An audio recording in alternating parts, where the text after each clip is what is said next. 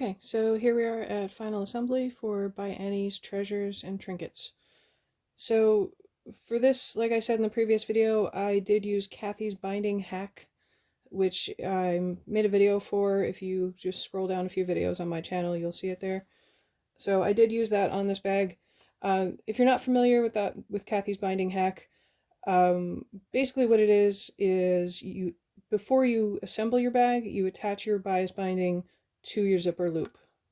So that way, when you put the binding on, you're sewing it on a flat piece of the bag rather than sewing it onto a dimensional piece of a bag that's already assembled. So I find this much easier. If you don't want to do it this way, that's perfectly fine. Just try to pretend this binding isn't here. And then you're going to follow the same steps that I'm about to do, and then you'll put your binding on. But I do highly recommend at least giving this a try. A lot of people have already declared this life-changing for bag makers, and I agree. So what you need to do first is turn your zipper loop so you're looking at the wrong side. This is the inside of my zipper loop. I'm looking at my lining fabric. I see the backs of my zipper slides here. And what I've done here, the reason you see the clips is because I've already marked the centers. So I marked the centers of the top and bottom and sides of this piece. Okay, and then first we're going to attach the case lid. So I also found the centers of each side of the case lid. Okay, so on this bag, the binding is on the inside. It's on the inside of the bag. If you want to put it on the outside, that's perfectly fine. I'm planning to do a series of videos on modifications for By Annie bags. So that'll be coming the next couple of months or so. But for now, I'm going to show you how to do it as it is in the pattern. And in the pattern, the binding is on the inside. So I attached the binding to the wrong side of the zipper loop. And now I'm going to attach the case lid, and we're going to have the right sides together. Okay, so we're working on the inside of the bag because the binding is on the inside, so we need the right sides together. So what I'm going to do here, and you need to be careful again if you're using directional fabric that you have all your designs going the right way, and then we are going to match up the centers of each side. The way I do that is I line up the two clips, and then I remove one, and then I very carefully just open this one up and put it around both pieces.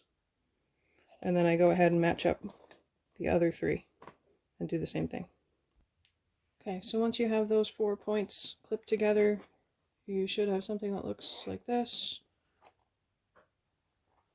And then you are going to continue aligning your edges and clipping in the remaining areas.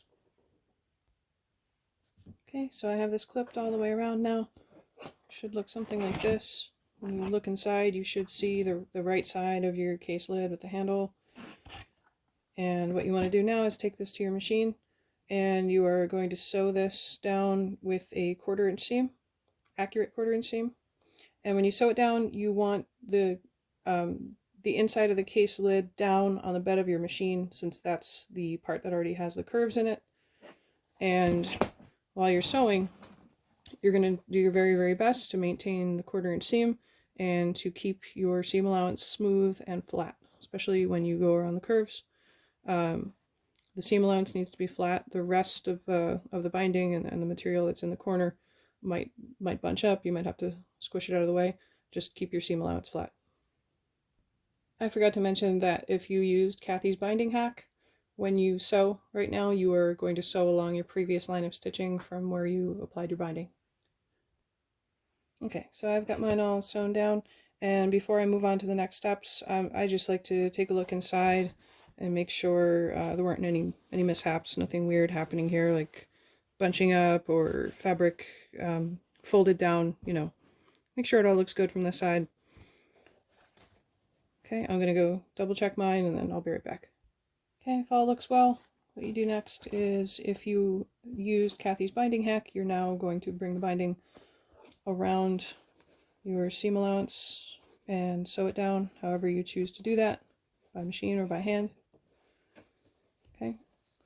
If you did not use Kathy's binding hack, I suggest putting the binding on this side before you go on to the next side. Okay, and then after that, you should already have the centers marked here. If you don't, you need to do that next. And then we need to bring back those flaps we made earlier, flaps A, B, and C. And we're going to find the center of that one edge we left with no binding on it. On each one, you're going to mark the center. Okay, so next up, we need to attach our case base, and you need the centers of all the sides marked, just like we did with the case lid. And then we're going to follow very similar steps to attach this to the body of our bag. So the same way you did with the case lid, now you're going to do the same thing with the case base. Right sides together, and line up all the clips, continue clipping, and sew it together. If you are using Kathy's binding hack, you do not want to sew the binding down yet. So you have it attached to your zipper loop, and then we're going to put on the case base, and then don't do anything with the binding yet, because there's one more step we need to do before that. As you attach this piece, you also want to leave the centers marked in some way, because we're going to need those when we attach the flaps. So whatever you need to do to keep these 4 points marked. Okay, so it should look like this. And the last thing we need to do here is attach flaps A, B, and C. And first we're going to do flap A. Flap A goes on the front of this edge. So you find your back strip, you want it on the edge across from that. You can see I made a little tiny chalk line so I still know where the center is here. Now I'm going to take my flap A, I'm going to put it right side down, and I'm going to align my clip that marks the center of the flap with the mark on my bag. And I'm going to clip that in place. Okay, then I'm going to take it to my machine, and I'm going to sew the flap to the edge of the bag with an 1/8 of an inch seam.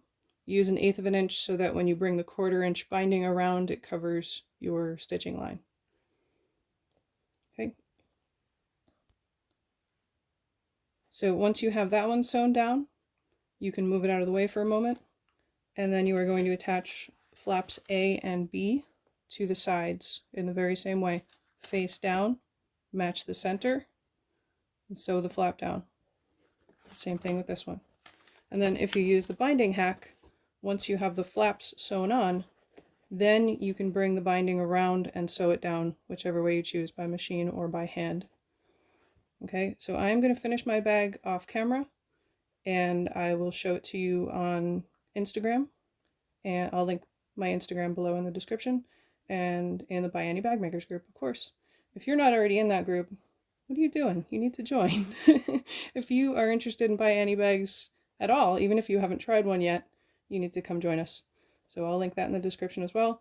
And I also have links down there for all the other videos in this tutorial series. So I hope you enjoyed, and please show off your bag. Either join the group or you can email me a photo. I am randysroost@gmail.com. Can't wait to see. Bye-bye.